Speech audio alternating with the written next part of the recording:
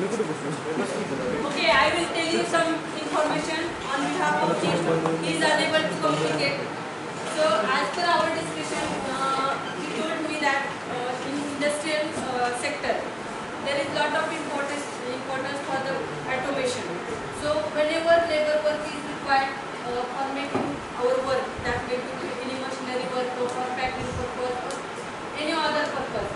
So, generally labor work is required, but to reduce that man work, we need automation. Automation कशासाठी लागतं?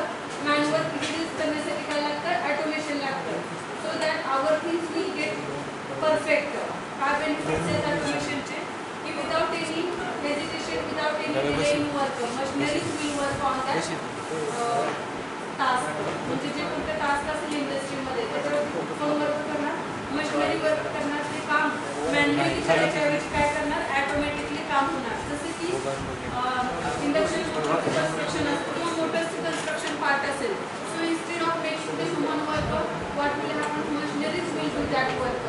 So they will wind actual number of windings automatically instead of by using the manual. So there are so many sectors in that industrial automation is necessary. अशा बऱ्याचशा गोष्टी आहेत जिथे industrial automation necessary आहे. Just like robotics.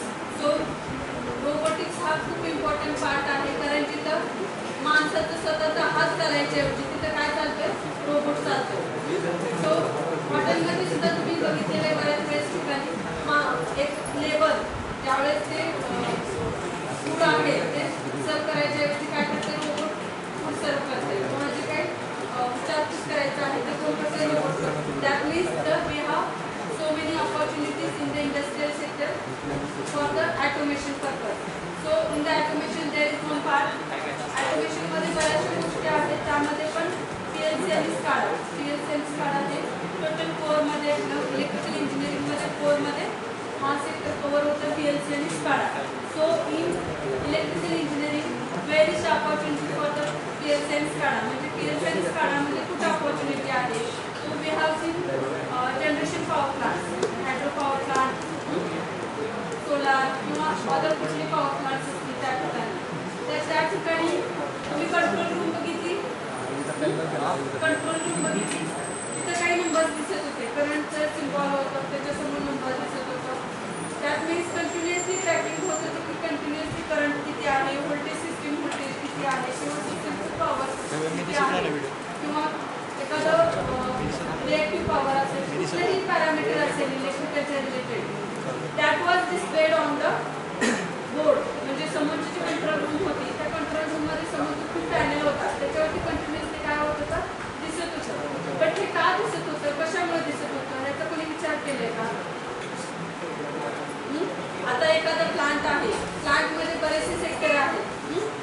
तुम्ही बघितलं generation unit एका ठिकाणी वेगवेगळे टर्बाईन ऑपरेट होत होते, दुसऱ्या ठिकाणी वेगळ्या वेगळ्या रेटिंगचा टर्बाईन वर्क होत होता.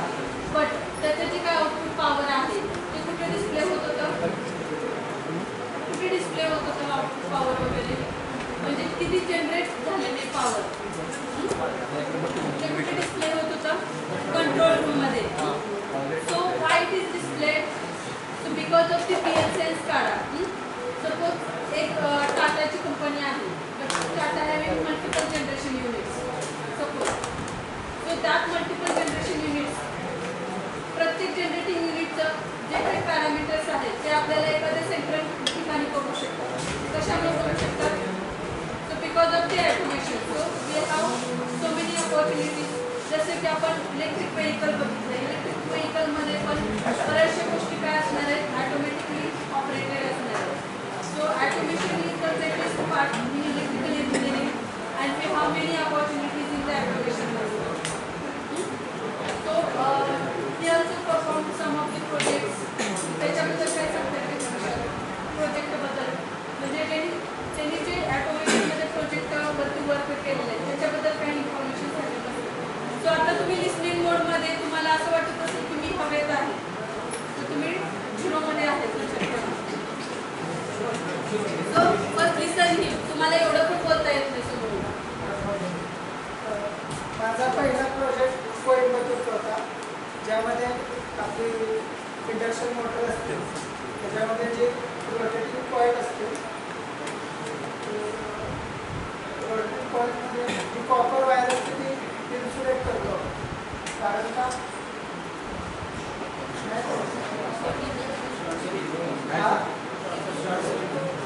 शॉर्ट सर्किट होतो त्या आणि फक्त त्या इन्सुलेशनवर मोटर राहू शकत नाही म्हणून रेझिन म्हणून एक लिक्विड असतं बरोबर ते फोर्स करून आपल्याला मोटरमध्ये कॉईल डिपिंग केली जाते रेझिन लिक्विडमध्ये आणि ती एअर प्रेशरने फोर्स करून आउटलेट केलं जातं त्यामुळे इन्सुलेशन अजून स्ट्रॉंग होतं हे आता ऑटोमॅटिकली कसं असतं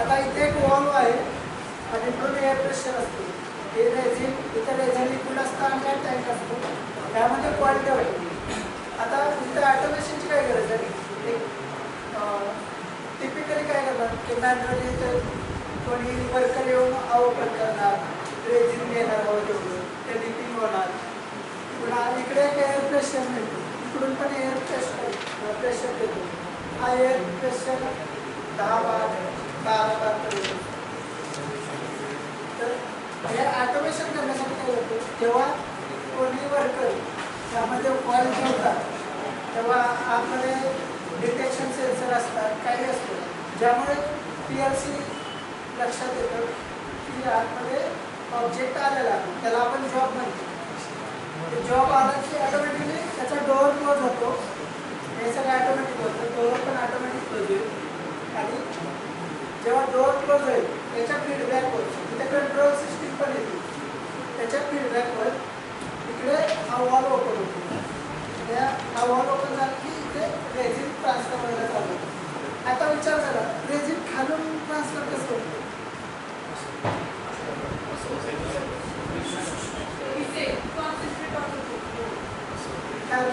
माझी पायपी खालून आहे रेझिन खालून ट्रान्सफर कसं होतं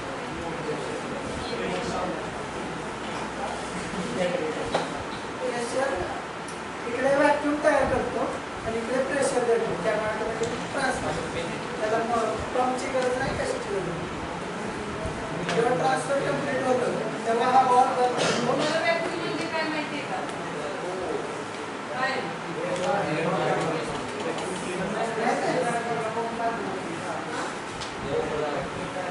व्हॅक्यूम मीन्स व्हॉट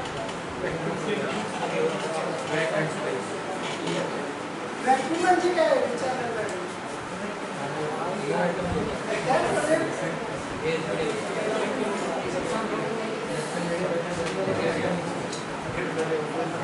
माहित आहे का व्हॅक्यूम जेव्हा air pressure near by equal to 0 जातो तेव्हा ते व्हॅक्यूम होतं आपलं आत्ताचा ॲटमॉस्फिअरिक प्रेशर किती असतं काय माहिती आता 1000 मिलीबार किंवा 1 बार हे प्रेशर आहे आता जनरल त्यामुळे आपण 0 वर नेतो तेव्हा ते व्हॅक्यूम होतो ॲक्च्युअली आयडियल व्हॅक्यूम पॉसिबल नसतं त्यामुळे नियर बाय टू 0 नेतो तेव्हा ते व्हॅक्यूम तयार होतं आणि इकडे प्रेशर आपल्याला रिक्वायरमेंट असं करतो आणि त्या जॉबच्या रिक्वायरमेंट जेव्हा रेझिन फ्लो होतो तेव्हा हा वॉल बंद करतो आणि तिथून प्रेशर येतो एअर प्रेशर हे सगळं ऑटोमॅटिक होतं खूप मोठी सिस्टीम आहे तुम्ही ड्रॉ नाही करू शकत ते झालं थोडक्यात कंट्रोल सिस्टीम हा प्रोजेक्ट होता हा त्या PLCला इनपुट आणि आउटपुट असतात. Analog input, digital input. तो वर्क कसं होतो, जेव्हा जॉब ठेवला त्याचा एक फीडबॅक येतो कोणताही सेन्सर असतो, अल्ट्रासॉनिक सेन्सर, लेझर, त्याच्यात डिजिटल इनपुट भेटतो 0 किंवा 1 आणि त्याच्यावरून आपल्याला PLCकडे फीडबॅक येतो. PLC ॲक्च्युली वर्क कसं होतं, एक ह्युमनच्या ब्रेनला कन्सिडर केला, त्याला इनपुट्स आणि आउटपुट्स यावर चालत असेल. तो त्याला तुम्हाला कसेच ऑपरेशन करायचं असेल ना, सगळ्यात महत्त्वाचं त्याला इनपुट्स भेटले पाहिजे जे आपल्याला रिक्वायर आहे. तुम्हाला टेम्परेचर, रूमचं टेम्परेचर कंट्रोल करायचं असेल तर तुम्हाला इनपुटमध्ये टेम्परेचर किती आहे हे कळलं पाहिजे, नाहीतर तो कंट्रोल कसा करणार.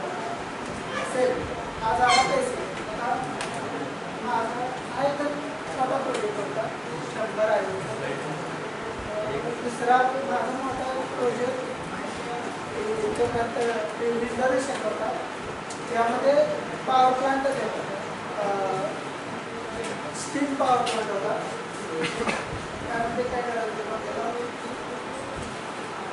बर्नर जे वॉटरला स्टीममध्ये कन्वर्ट करण्यासाठी हायड्रोजन बर्नर्स ते कंट्रोल करायचे आणि पूर्ण मॅनेजमेंट सिस्टम होती, बर्नर मॅनेजमेंट आणि बॉयलर मॅनेजमेंट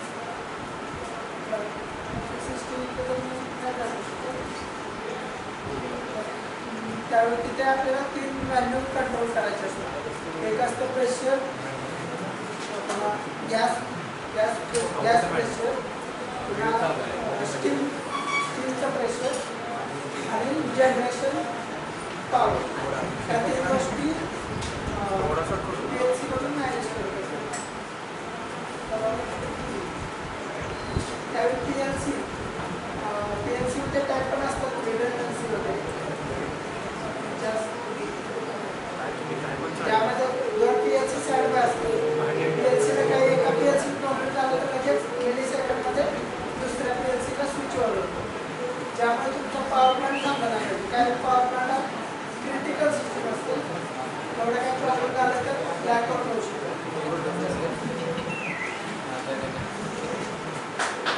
ब्लॅकआउट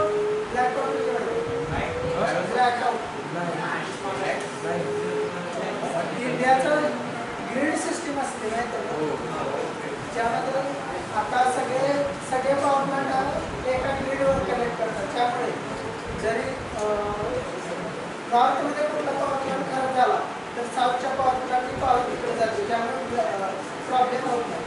तर कधी कधी फ्रिक्वेन्सी किंवा काही इफेक्ट झाली तर 50 हर्ट्झ जर मॅच नाही राहील ±1% असतं. जर जास्त चेंज झालं तर पूर्ण ब्लॅकआउट होतं, पूर्ण इंडियाची पॉवर कट डाऊन होऊ शकते. त्यामुळे हे क्रिटिकल असतं पॉवर प्लांट. मॅडम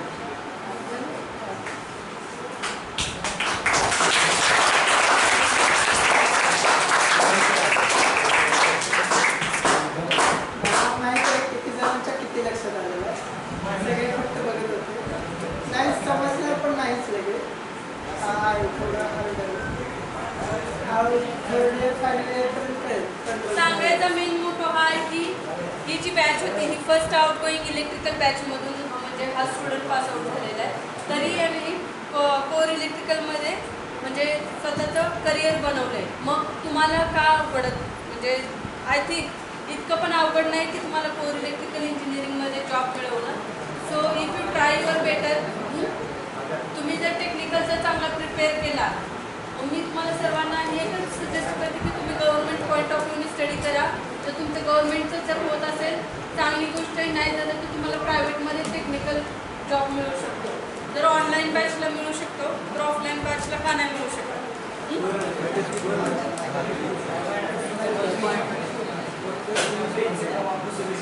आणि त्याच गोष्टीसाठी मी त्यांना इथं आणलं की सांगा कोर्स इम्पॉर्टन्स, कारण बऱ्याचशा असे कॉलेजेस आहेत जिथे इलेक्ट्रिकल ब्रँचची अजूनही म्हणजे नाहीच आहे.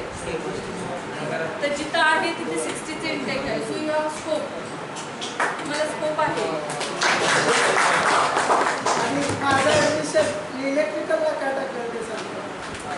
इलेक्ट्रिकल पहिली बॅच होती.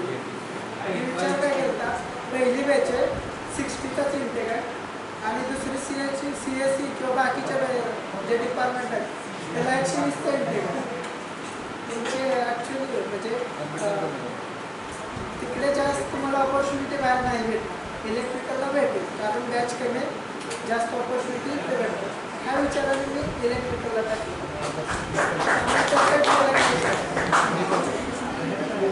आणि झालं यांचं असेल जॉब लागला व्यवस्थित कोरमध्ये सुरुवातीला थोडंसं टेक्निकल, इलेक्ट्रिकलचे थेरॉटिकल आणि टेक्निकलमध्ये बरेचसे व्हेरिएशन्स असतात. टेक्निकलमध्ये सुरुवातीला तुम्हाला कमी पगारामध्ये सुरुवात करावी लागेल, पण एकदा जर का तुम्ही सेट झाला त्या प्लेसवरून तुम्हाला कोणी काढू शकत नाही. मग नंतर तुमची ग्रोथ आहे इंडस्ट्रीमध्ये. सुरुवातीचे काही दिवस तुम्हाला स्ट्रगल करावं लागेल सेट होण्यासाठी, नंतर तुम्हाला कॉम्पिटेंट पर्सनच भेटणार नाही. कोरमध्ये थोडे रिलॅक्स जॉब असतात कारण सॉफ्टवेअरला तुम्हाला जॉब कधी कॉल तुमचे क्लायंट कॉल्स कधी असतात. नाईटमध्ये काम करतात पाहिजे. आमचे क्लासमेट आहेत ते करतात. पण कोरमध्ये कसं थोडे दिवस असतं तुम्हाला जॉब आवरच्या बाहेर कोणी जास्त बोलणार नाही. एखाद्या वेळेस होईल पण जॉब आवरच्या बाहेर तुम्हाला टेन्शन नसतं. जे काय आहे ते तुमचं 6 ते 5 किंवा जे काय जॉब आवडतात त्याला